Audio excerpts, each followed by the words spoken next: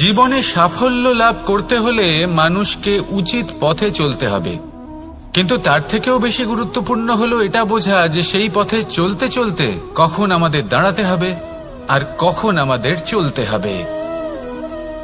এই শিক্ষা অত্যন্ত গুরুত্বপূর্ণ। এবার দেখুন, ছোট্ট একটা কথা রয়েছে, ওকে আটকিও না, যেতে দাও।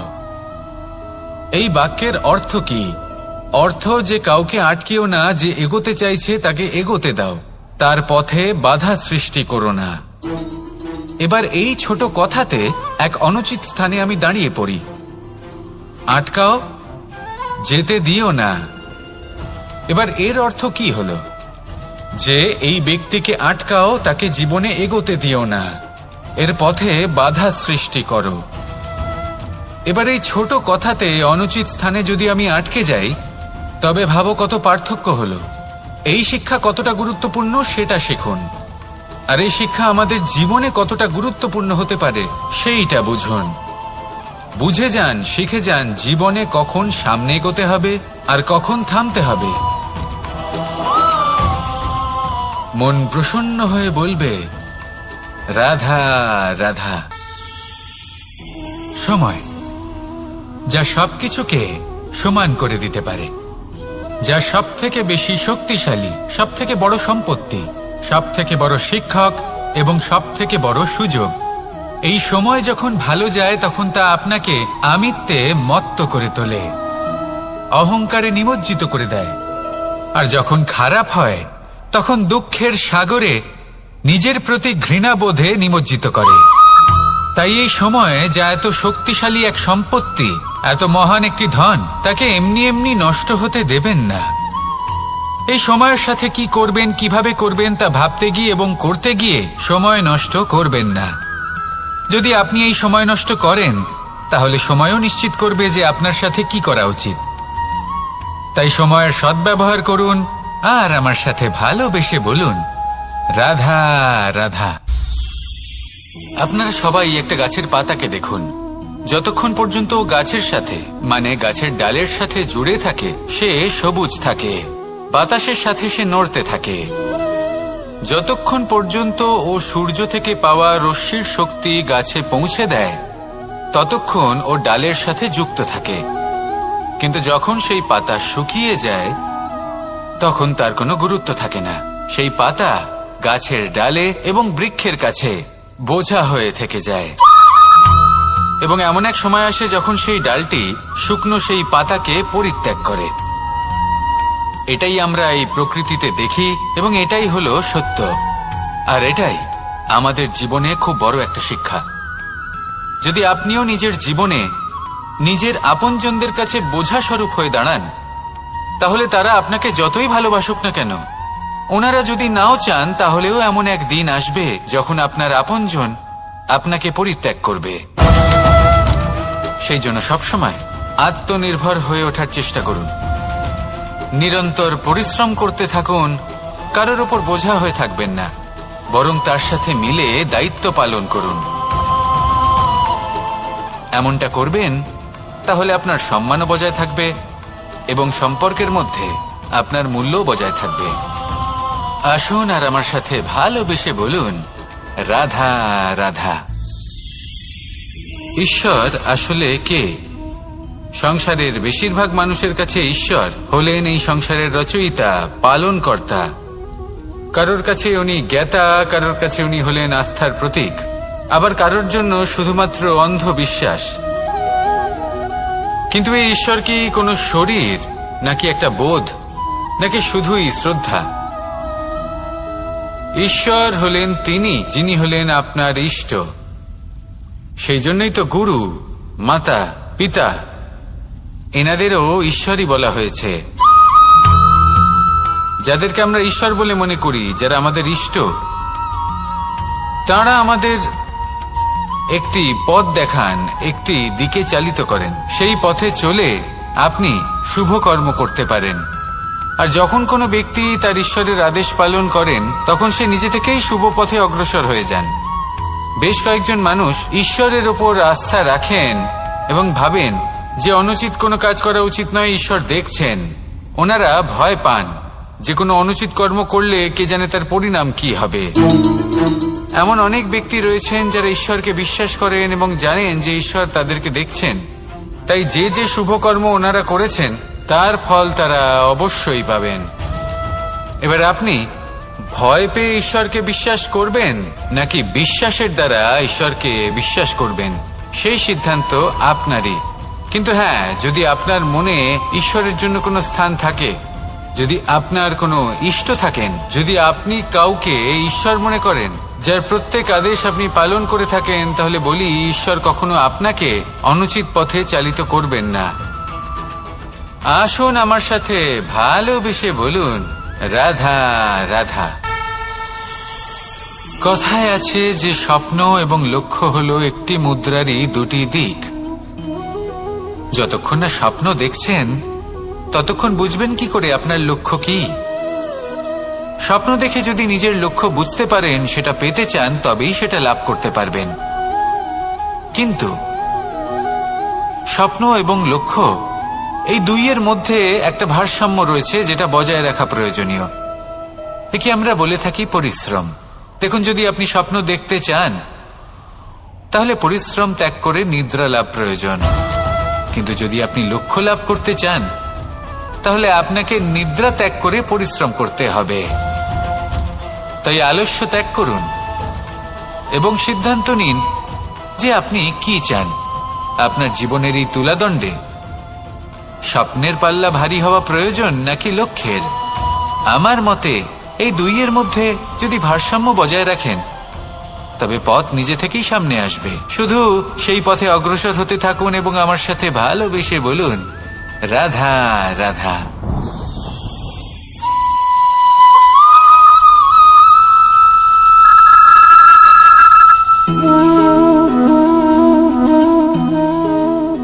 মোহনের বাঁশির এই সুর, এই সঙ্গীত কার না পছন্দ হয়? সবারই খুব ভালো লাগে। এবার এই সুর আসে কোথা থেকে? কেউ বলবেন কৃষ্ণের হৃদয় থেকে।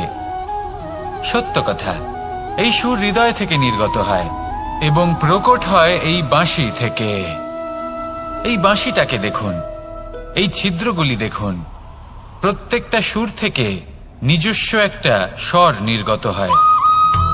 এবার যে ব্যক্তি এই সমস্ত সুর এবং স্বর বুঝতে পারেন, এতে নিপুণ, তিনি এই বাঁশির দ্বারা যে সুর নির্গত করবেন তা তো মধুর অবশ্যই হবে।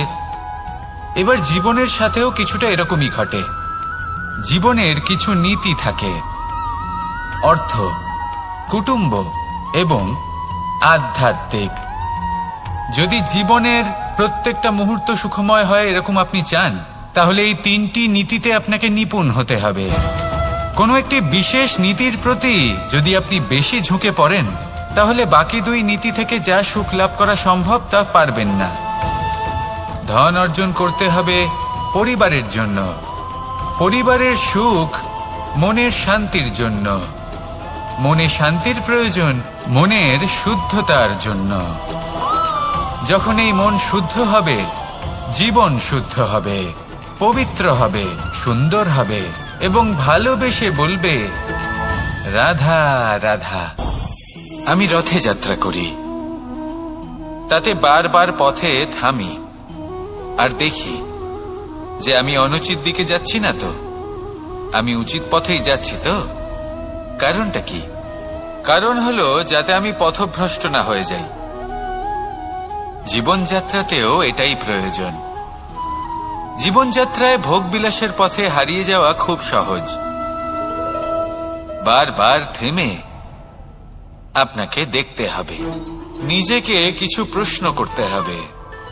আমি কি আজ সেই কর্মই করছি যেটা আমি করতে চেয়েছিলাম? আমি কি আজ সেই জীবন যাপন করছি যেমন আমি যাপন করতে চেয়েছিলাম? যদি এই প্রশ্নগুলোর উত্তর হ্যাঁ হয় তাহলে এগোতে থাকুন, নয়তো থেমে যান এবং বিচরণ করুন। মনে রাখবেন, এই সংসার অত্যন্ত জটিল আর এতে হারিয়ে যাওয়া অত্যন্ত সরল। সেই জন্য নিজে থেকে বারবার থামা এবং জীবন চিন্তন করা অত্যন্ত আবশ্যক। তাহলে সেটাই করুন আর আমার সাথে ভালোবেসে বলুন, রাধা রাধা। এই সংসারে যখনই দুজন মানুষ একত্রিত হয়ে কোনো সমস্যার বিষয়ে আলোচনা করেন, তখন হয় সবার শেষে কোনো না কোনো সমাধান বের করেন বা কোনো না কোনো বিবাদ করেন। এই বিবাদ হলো মনুষ্য জীবনের সবথেকে বড় ঝামেলা, সবথেকে বড় সমস্যা। ভেবে দেখুন, এই বিবাদ কেন হয়? তখনই হয় যখন বার্তালাপ ঠিকমতো হয় না। আর বার্তালাপ ঠিকমতো কেন হয় না? কারণ বেশিরভাগ সময় মানুষ একটাই ভুল করে বসে। সামনের মানুষের কথা শোনেন, কিন্তু তার উত্তর দেবার জন্য, তার কথার মর্ম বোঝার জন্য নয়। কিন্তু যেদিন থেকে, যে মুহূর্ত থেকে আপনি এটা শিখতে শুরু করে দেবেন যে আমি অপরের কথা শুনব, কিন্তু সেটা বোঝার জন্য, তাকে উল্টে জবাব দেবার জন্য নয়, সেদিন থেকেই বিবাদের সমাপ্তি ঘটবে আর বার্তালাপ স্পষ্ট হয়ে যাবে। দেখুন, হয় সামনের মানুষের কথা বুঝতে শিখুন, বা নিজের বক্তব্য ভালোভাবে সামনের মানুষটাকে বুঝিয়ে বলুন। বার্তালাপ নাকি বিবাদ, আপনি কোনটা চান? সিদ্ধান্ত আপনার। আসুন আর আমার সাথে ভালোবেসে বলুন, রাধা রাধা। কাম, তৃতীয় পুরুষার্থ। এবার অধিকাংশ মানুষই কাম বলতে বিলাসিতা, বাসনা, লালসা মনে করে ফেলে। আসলে এমন কিছুই নয়। কামের বাস্তবিক অর্থ কি? কামের বাস্তবিক অর্থ হল কামনা। প্রতিটা ব্যক্তি, প্রতিটা মানুষ, প্রতিটা জীব এই সংসারে কোনো না কোনো বিশেষ কারণে আসে। সেই কারণকে পূর্ণ করার জন্য কর্ম করাকে কাম বলে। এখন সেটা সবার জন্য ভিন্ন হতে পারে। কারোর কাছে সেটা জ্ঞান অর্জন করা হতে পারে, আবার কারোর কাছে নির্মাণ করা হতে পারে।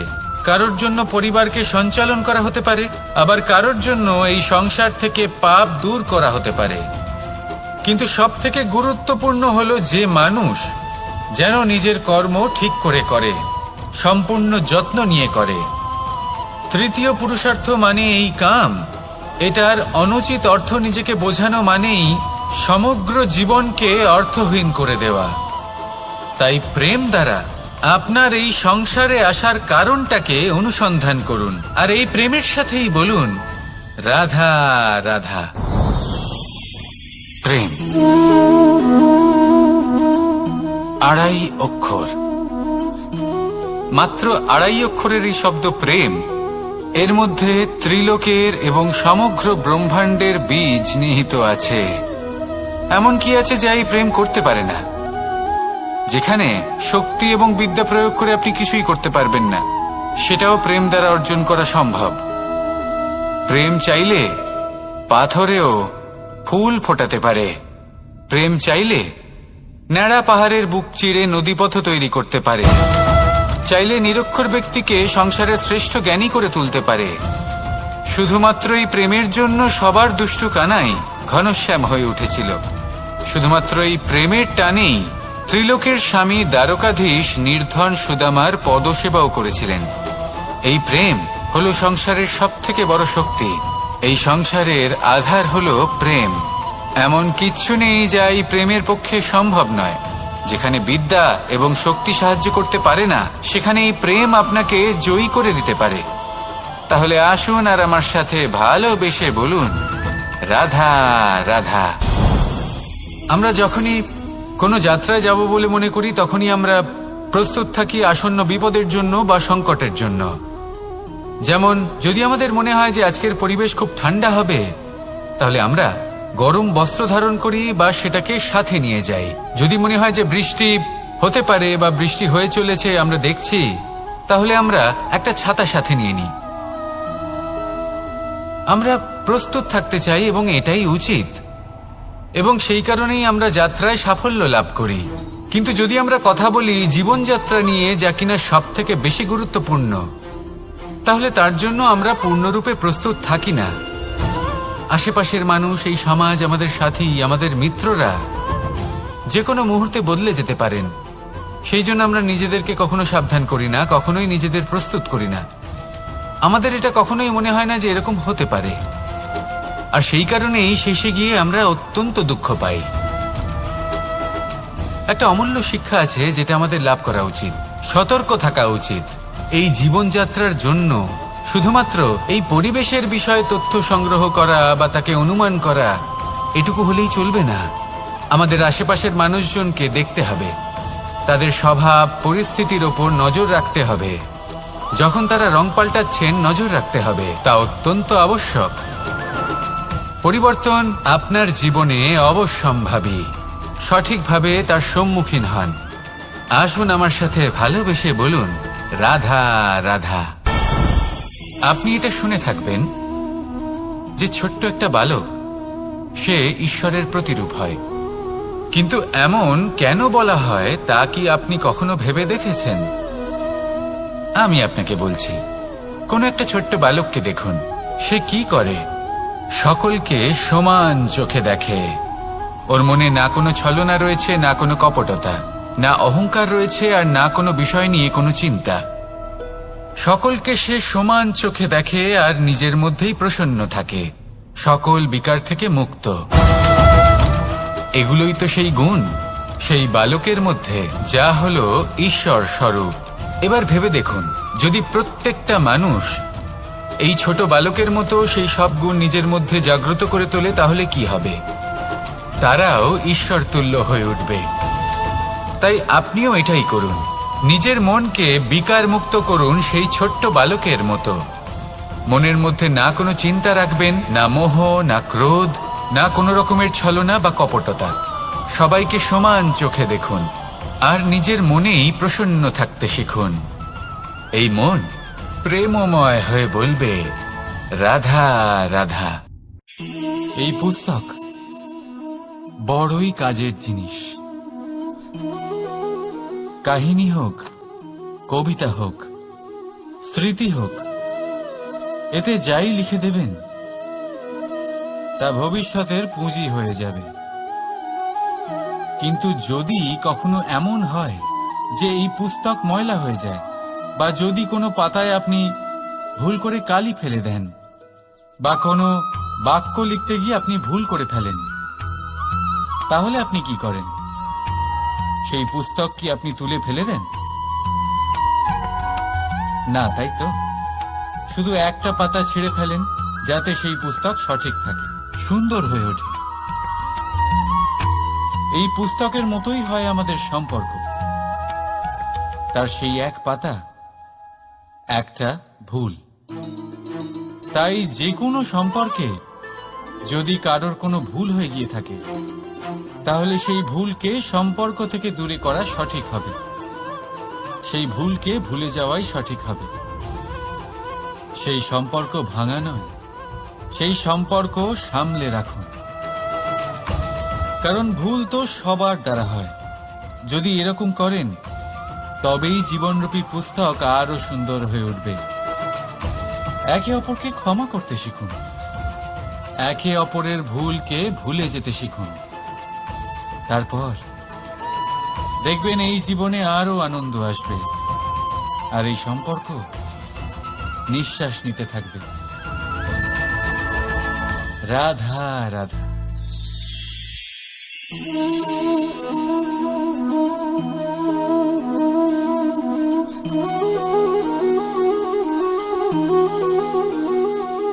আমার এই ছায়া দেখতে পাচ্ছেন আপনি?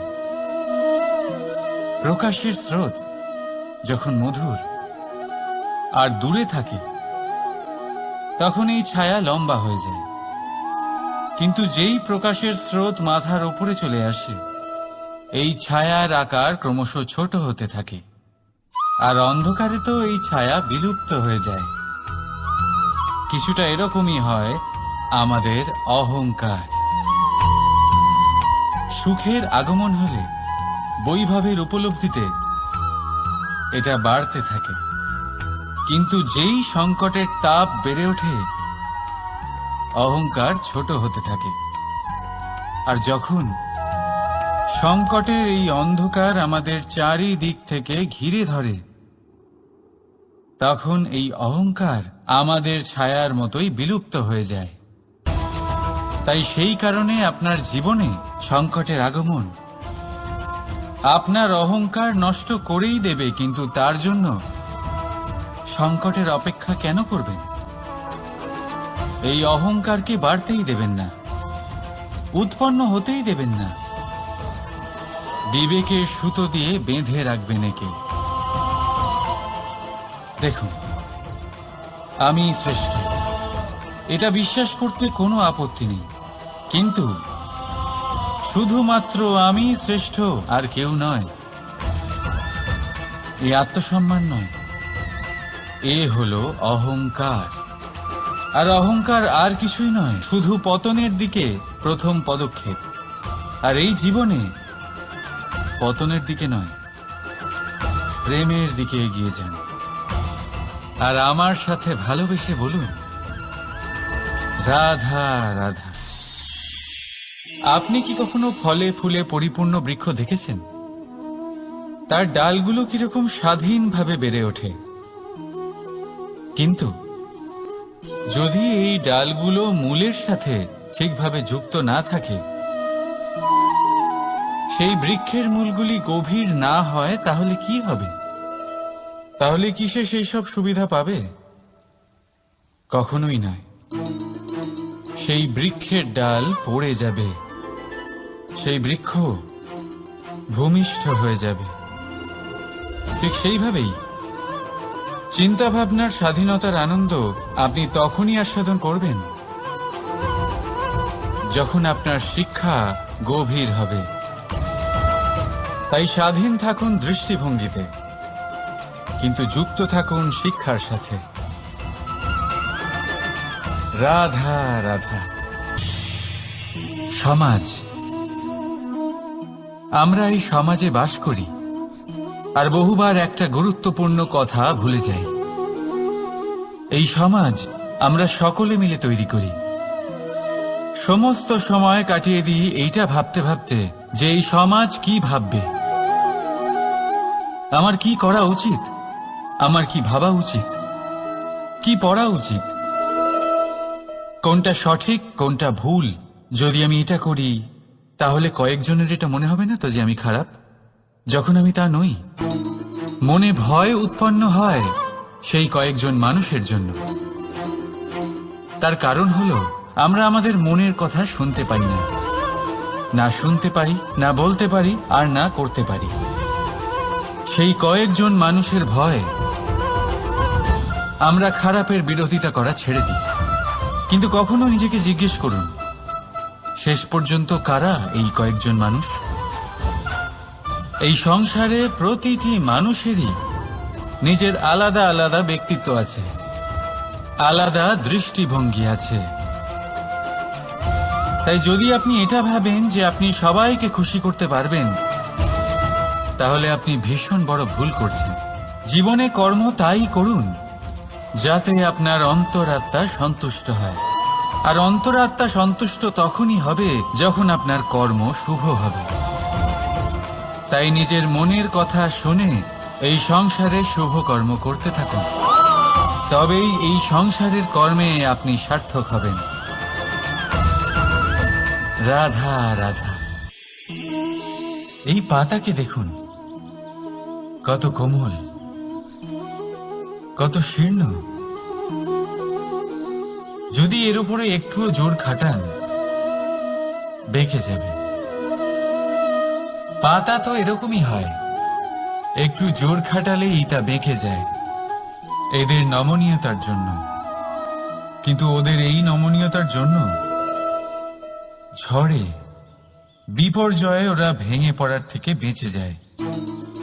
যদি এদের বদলে কোনো দৃঢ় বৃক্ষ হয়, তখন হাওয়ার তীব্র গতি সে সহ্য করতে পারে না, তার সম্মুখীন হতে পারে না, ভেঙে পড়ে যায় সে। ঠিক সেই রকমই হয় আমাদের সম্পর্ক। যদি এর মধ্যে সেই নমনীয়তা না থাকে, অহংকারের দৃঢ়তা থাকে, সেই সম্পর্ক নষ্ট হয়ে যায়। তাই আনুন এই নমনীয়তা আপনার সম্পর্কে, যাতে কাল যদি কোনো সমস্যা এসে দাঁড়ায়, এই সম্পর্ক যেন না ভেঙে যায়। একবার ওই আকাশের দিকে তাকান, সূর্য চন্দ্রকে দেখে নত হয়ে যায়। আর আমরা তো সাধারণ মানুষ, তাই সম্পর্ক নিচু করবেন না, সম্পর্কের সামনে নত হতে শিখুন। রাধা রাধা। প্রেম, আমরা সকলে প্রেম করি, প্রেম পাওয়ার চেষ্টা করতে থাকি। আর এমনও অনেক মানুষ আছেন যারা প্রেম অর্জন করেও ফেলেন, কিন্তু সেখান থেকে শুরু হয় এক নতুন অধ্যায়ের। আচমকা দুই প্রেমীর কিছু অনুচিত বলে মনে হতে থাকে। আচমকা দুজনে নিজেদের অস্তিত্ব নিয়ে বিচলিত হতে থাকেন। এবার এমন হলে কি করা যেতে পারে? দেখুন, এই হলো হলুদ,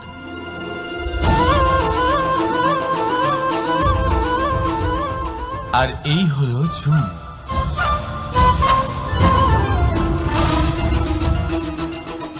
এবার এটাকে দেখুন, যখন চুন আর হলুদকে একসাথে মিলিয়ে দেওয়া হলো, তখন ওরা নিজেদের রং ত্যাগ করে দিয়ে একটা নতুন রং তৈরি করল।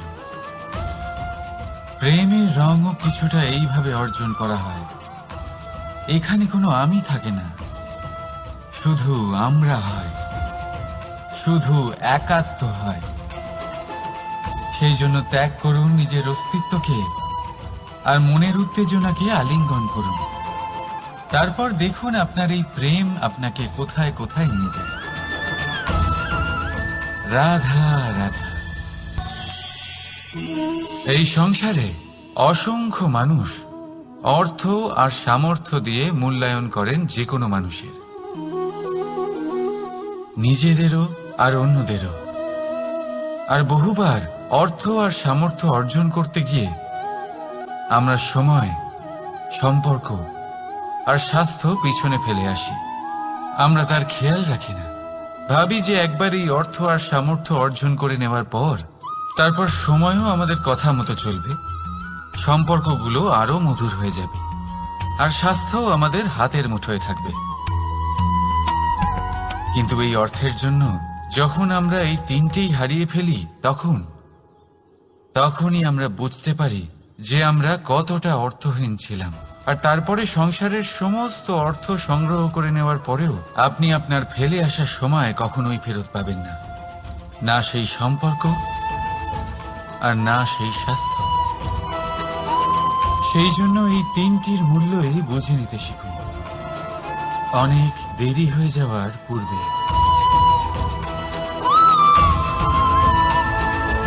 রাধা রাধা। অনেক উচ্চতায় পৌঁছতে গেলে আমাদের কি প্রয়োজন হয়? এর উত্তর বড়ই সহজ, সিঁড়ির। এবার এর মধ্যে একটা গভীর রহস্য লুকিয়ে আছে। আমরা যখন দ্রুত সিঁড়ি দিয়ে উঠি, তখন কাউকে পেছনে ফেলে এলে তখন তাকে দেখে কি আমরা ছোট মনে করি? তাকে কি আমরা নিচু নজরে দেখি? যদি কাউকে ধাক্কা দিয়ে আমাদের এগোতে হয়, তাকে দেখে কি আমরা উপহাস করি? যদি আপনার উত্তর হ্যাঁ হয়, তাহলে এটা আপনার বড় ভুল।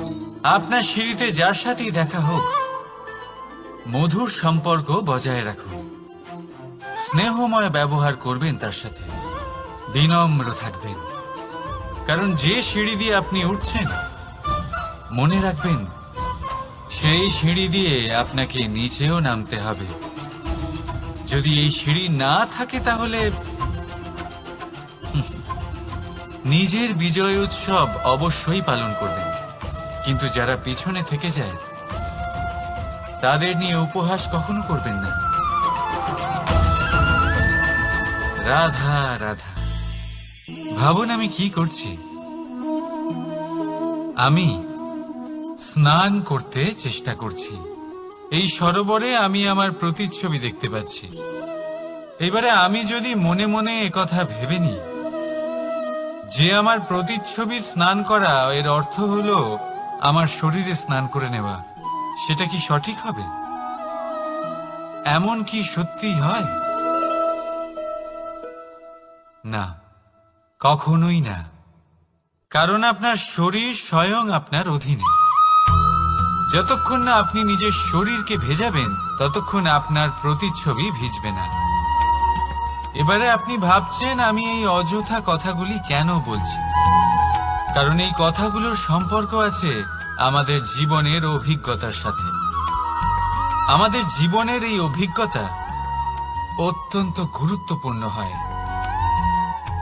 কিছু মানুষ এমন আছেন যারা সংকটের সম্মুখীন হতে চান না, কঠিন পরিস্থিতির সম্মুখীন হতে চান না, সেইগুলোর থেকে দূরে পালান, আর তার সাথে এটাও আশা করতে থাকেন যে বড় বড় সংকটের সম্মুখীন হওয়ার অভিজ্ঞতা আপনা আপনি হবে, সেই সাহস আপনা আপনি চলে আসবে। কিন্তু এটা কখনোই হয় না। তাই সংকটের সম্মুখীন হন তার থেকে দূরে না পালিয়ে, কারণ এই অভিজ্ঞতা বসে বসে কখনোই হয় না। তার জন্য আপনাকে সেই পথেই চলতে হবে যেখানে সংকট আছে, বাধা আছে, কঠিন পরিস্থিতি আছে, আর সেই পথে নির্ভয় হয়ে চলতে হবে, তার সম্মুখীন হতেই হবে। তারপর দেখবেন সেই পথে আপনার শক্তি, আপনার সাহস আপনার জন্য অপেক্ষা করছে। রাধা রাধা। ফলটা দেখছেন আপনি? এটা সেই ফল যেটা গাছের সবচেয়ে উঁচু ডালে পাওয়া যায়, কিন্তু যখন এটা খসে পড়ে তখন এটা আকাশের দিকে যায় না যা ওপরে আছে, সে যায় সেই ভূমির দিকে যে নিচ থেকে তার দিকে তাকিয়ে থাকে। কেন? কারণ এই ফলের নিজের উচ্চতার ধারণা মাটির থেকে নিজের দূরত্ব দেখে হয়। এই ব্যাপারটাই আমাদের মানুষের জন্যও খাটে। যদি আপনি সম্পন্ন হন তাহলে তাদের সাহায্য অবশ্যই করবেন যাদের সামর্থ্য আপনার থেকে কম, যাদের সাহায্যের অত্যন্ত প্রয়োজন। আপনার সামর্থ্য বেশি কারণ তাদের আপনার থেকে সামর্থ্য কম। দেখুন, জীবনে আনন্দ শুধু বড় হওয়ায় নয়, বরং তাদের সাহায্য করেও আছে যারা কোনো কারণবশত আপনার থেকে নিচে রয়ে গেছেন। আর যখন একটা ফল এই কথাটা বুঝতে পারে তখন আপনি নয় কেন? রাধা রাধা। সময় বড়ই বিচিত্র অনুভব দেয়। যখন অপেক্ষা করছেন তখন অনেক লম্বা হয়ে যায়। প্রতিটা মুহূর্ত একটা গোটা দিনের মতো মনে হয়। ঠিক সেইভাবেই যদি কোথাও যেতে দেরি হয় তখন সময় দৌড়তে থাকে, প্রসন্নতায় বয়ে যায় আর নিরাশায় থমকে যায়। আপনদের সাথে থাকলে সময়ের খেয়ালই থাকে না, শত্রুদের সাথে থাকলে সেই সময়ই খারাপ হয়ে যায়। কিন্তু এটাই কি সত্যি বাস্তব? না, সময় তো সময়ই হয়, নিজের গতিতেই চলে সে। শুধু সেই গতির আভাস আমাদের মানসিক অবস্থা অনুযায়ী বদলে যেতে থাকে। তাই এই সমস্যা সময়ের নয়, আমাদের মানসিকতা। তাই নিজেকে খুশি রাখুন, অন্যদেরও খুশি রাখুন। আগের সমস্ত ঘটনা ভুলে যান আর একটা উজ্জ্বল ভবিষ্যতের দিকে অগ্রসর হন। সময় সবসময় ভালোই লাগবে। প্রেম করুন সবার সাথে, সময় সবসময় সুখেই কাটবে। রাধা রাধা। অগ্নি জীবনে খুব মহত্বপূর্ণ হয়। এই অগ্নি, এই অগ্নি উজ্জ্বলতা হয়ে আমাদের জীবিত রাখে। কিন্তু ভাবুন, যদি এই উজ্জ্বলতা ক্রোধের অগ্নি হয়ে দিকভ্রষ্ট হয় তাহলে কি হবে? একটা ছোট পাতা দিয়ে শুরু করে গোটা বনকে ছারখার করে দিতে পারে। ঠিক সেরকমই মানুষের ক্রোধের আগুনও অন্যদের তো ভস্ম করেই, কিন্তু তার পূর্বে স্বয়ং নিজেকেই ভস্ম করে দেয়। তাহলে কি করা যায়? কি করে নিয়ন্ত্রণ করা যায় তাকে? উত্তর হলো তাতে জল ঢেলে দিয়ে, জলের মতো বইতে দিন একে। ঠিক সেইভাবে যেমন সূর্য নিজের অগ্নিকে তেজ বানিয়ে আপনার কাছে পৌঁছে দেয়। এটাই পার্থক্য সূর্যের অগ্নি আর ক্রোধের অগ্নির মধ্যে। সূর্যের অগ্নি বিচ্ছুরিত হয়ে প্রতিফলিত হয়ে আসে, আর সেই জন্যই তাকে তেজ বলা হয়। অন্যদিকে আমাদের ক্রোধের আগুনের কোনো সীমাই থাকে না। তাহলে নিজের অন্তরের শক্তিকে ক্রোধের আগুন বানিয়ে জ্বালাতে চান, নাকি উজ্জ্বলতা বানিয়ে বিস্তারিত করতে চান? সিদ্ধান্ত আপনার। রাধা রাধা। এই সংসার অনেকটাই বড়, আর আমরা তার কাছে অত্যন্ত নগণ্য। এই সংসারে এমন অনেক মানুষ পাওয়া যায় যারা বোঝান যে এই সংসারটা কতটা বড়, কতটা অদ্ভুত, কতটা সুন্দর। আর এই সংসার রচনা করে পরমেশ্বর কত মহান এক কাজ করেছেন।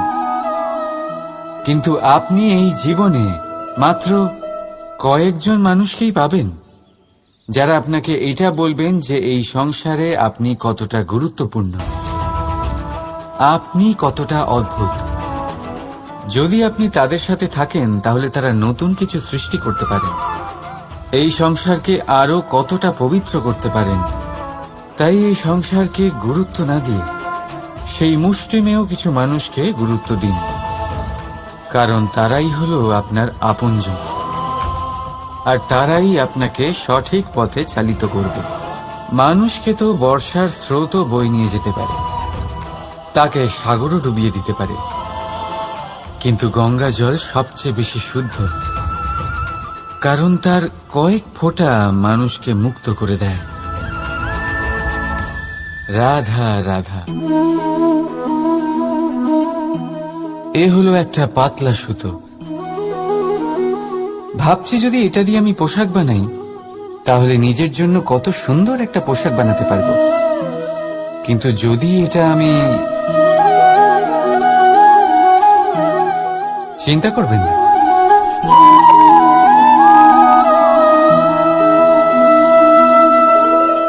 দেখুন এই সুতো জোড়া লেগে গেল। শুধু পার্থক্য হচ্ছে এটাই যে আগের মতো এটা আর সরল নেই, আর এটার দৈর্ঘ্য আগের থেকে কিছুটা কমে গেছে। এই সংসারে প্রেমের সাথেও ঠিক এটাই হতে পারে। প্রেমের এই সুতো যা দুই মানুষকে একসাথে বেঁধে রাখে, অহংকার আর স্বার্থের আঘাত সে সহ্য করতে পারে না, ছিঁড়ে যায়। চেষ্টা করলে আবার এই সম্পর্ক হয়তো জোড়া লাগতে পারে, কিন্তু তা আগের মতো কখনোই থাকে না, কারণ মনে গিট পড়ে যায়। সেই জন্য প্রেমকে স্নেহের সাথে সামলে রাখুন, অহংকার আর স্বার্থের থেকে দূরে থাকুন। রাধা রাধা। আগুন কি করে? জ্বালায়। সেটা কাঠই হোক, কয়লা হোক, বস্ত্র হোক, যাই আপনি আগুনে দেবেন তা ভস্ম হয়ে যাবে। কিন্তু সোনা, যদি আপনি সোনা আগুনে ফেলেন তাহলে তা কুন্দন হয়ে নিজের অস্তিত্ব তৈরি করে। যদি আপনি লোহা গরম করেন তাহলে তা ইস্পাত হয়ে যায়। কেন? কেন হয় এরকম? কারণ তাদের অন্তরের আগুন জ্বালানোর আগুনের থেকে অনেক বেশি তীব্র হয়। এই আগুন হলো পবিত্রতার, এই আগুন হলো নিশ্চয়তার। যদি আপনার লক্ষ্য স্থির থাকে, আপনার ইচ্ছে দৃঢ় হয়, তাহলে কুন্দন হয়ে বেরোবেন, ইস্পাত হয়ে বাঁচবেন, অন্তর থেকে শক্তি পাবেন, আর কেউ আপনার সাথে কোনো অনিষ্ট করতে পারবে না। রাধা রাধা। মানুষের জীবন কি? আপনি বলতে পারেন জন্ম আর মৃত্যুর মধ্যেকার সময়। আর মৃত্যু কখন হয়? যখন মানুষ শ্বাস নেওয়া বন্ধ করে দেয়, হাত পা নাড়ানো বন্ধ করে দেয়, ভাবা ছেড়ে দেয়। এমনটা নয়। মানুষের অন্তর, তার মৃত্যু তখনই হয় যখন তার অন্তরের করুণা শেষ হয়ে যায়। করুণা সেই ভাব যা মানুষকে মানুষ করে তোলে, যা এক মানুষকে আরেক মানুষের কষ্টে তার প্রয়োজনীয়তা অনুভব করে। আর সেটাই তাকে শক্তি দেয় অন্য কাউকে সহায়তা করার জন্য, তাকে পাত্র করে এই সৃষ্টির নিয়ন্তা হবার জন্য। দেখুন, এই সংসারে মৃত্যু কেবলমাত্র একবারই হয়, তাই তার আগে কেন মরব? এই করুণাকে কেন মারব? নিজের মনুষ্যত্ব বজায় রাখুন, মৃত্যুর পরেও আপনি জীবিত থাকবেন। রাধা রাধা।